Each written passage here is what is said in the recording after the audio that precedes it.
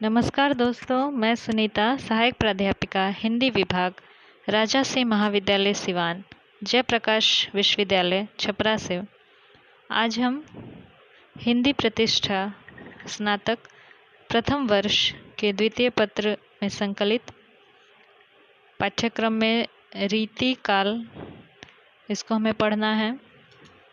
तो इस रीति काल से संबंधित ये पहला वीडियो है मेरा।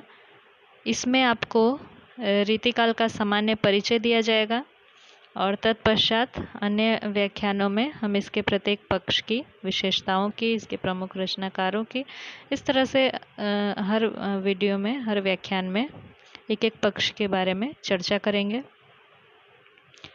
जैसा कि आप सभी जानते हैं कि हिंदी साहित्य के इतिहास को मोटे तौर पर 4 भागों में बांटा गया है, जिसमें कि आदिकाल लगभग 7वीं शती के मध्य से 14वीं शती के मध्य तक आता है।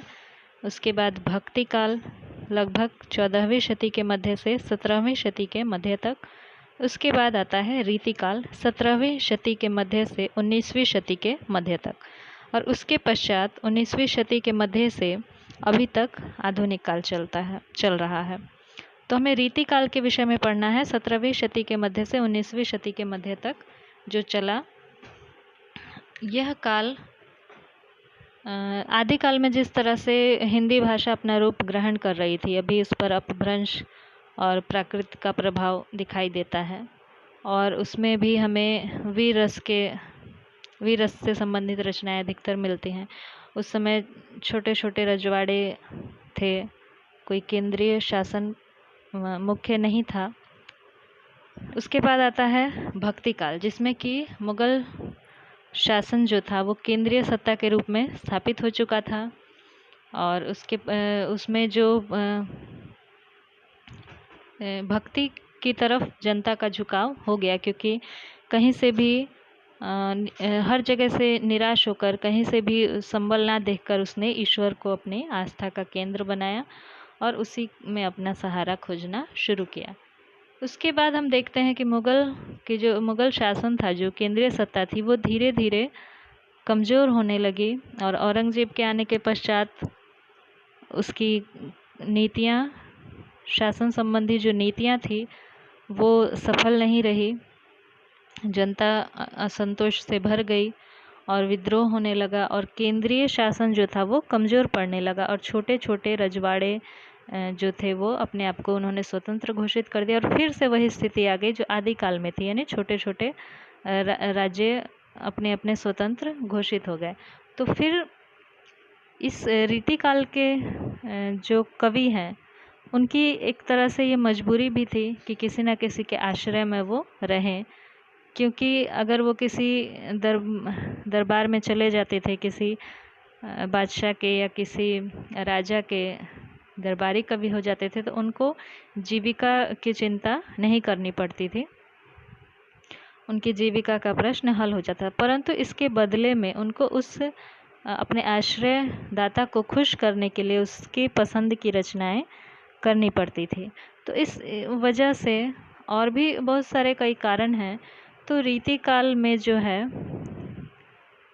ऊपरी जो साज सज्जा है वो अधिक दिखाई देती है, जैसे कि अलंकार, छंद, रस, ये सारी चीज़ों में बहुत अधिक मात्रा में आ गई। ये सारी चीज़ें चमत्कार लाने की एक प्रवृत्ति हो गई कि कुछ ऐसा सुनाए कि जो हमारे जो राजा हैं, बादशाह हैं, वो सुनकर भड़क उठे, यानी एकदम वाह वाह करने लगे, दाद देने लगे।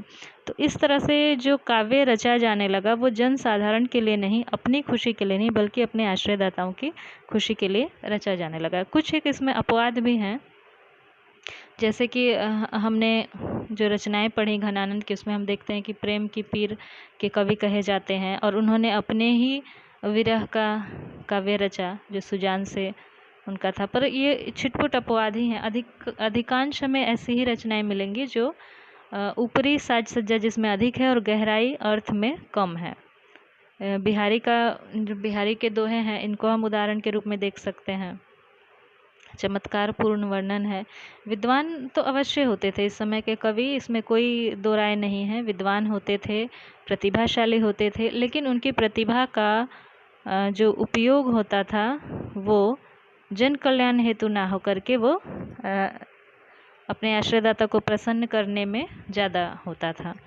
तो इस तरह से ये एक तरह से प्रेम की भावना और सरलता, नैतिकता, ये सब से शून्य ये युग था, जिसमें कि गरीबों की बात कोई नहीं कर रहा था, किसान किस तरह से मर रहे हैं।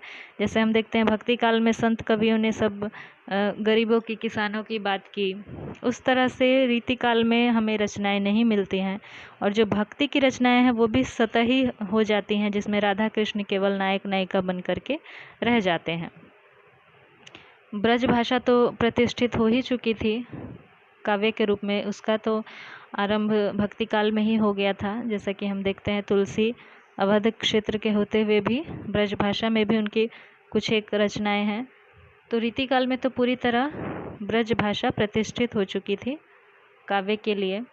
और एक जो प्रमुख बात इसमें हमें दिखाई देती है रीति काल में कि इसमें लक्षण ग्रंथों की रचना हुई, यानी कुछ ऐसे कवि, आचार्य कवि हुए, आचार्य जिन्होंने कि लक्षण मतलब दिए कि ऐसे होना चाहिए, ऐसे अलंकार होना चाहिए, ऐसे रस होना चाहिए, और फिर उसके उदाहरण दिए। तो ये लक्षण ग्रंथों की रचना हमें रीति काव्य में दिखाई देती है, जो कि अन्य किसी काल में दिखाई नहीं देती है।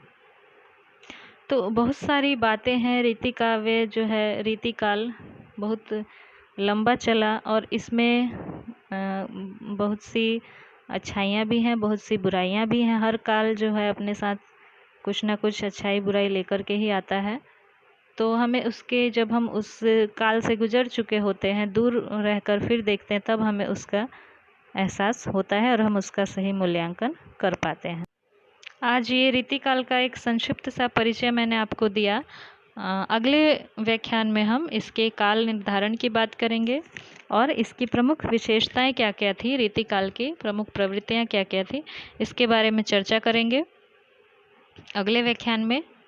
आज के लिए इतना ही, तब तक के लिए नमस्कार।